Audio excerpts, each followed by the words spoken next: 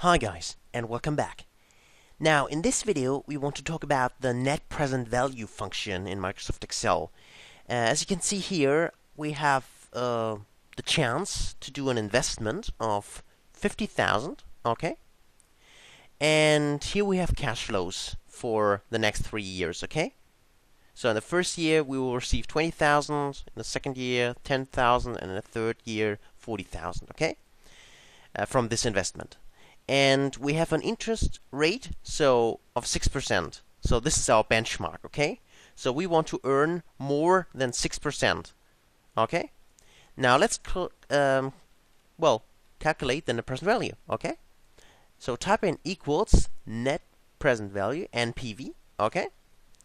So the rate is 6%, and the values we get here are these three, okay?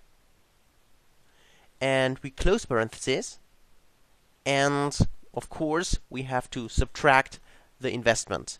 And here in the net present value function, you cannot use the investment, the upfront investment, directly, so we have to subtract it afterwards, okay? And since it's already a negative value here, just type in plus this value, okay? And press enter. And as you can see here, we get a positive net present value, okay? And that just basically means that it is a good investment because considering the 6% discount rate we use, we have a positive net present value, and so we should do this investment, okay? So that's the NPV function. Thanks for watching. See you in the next video.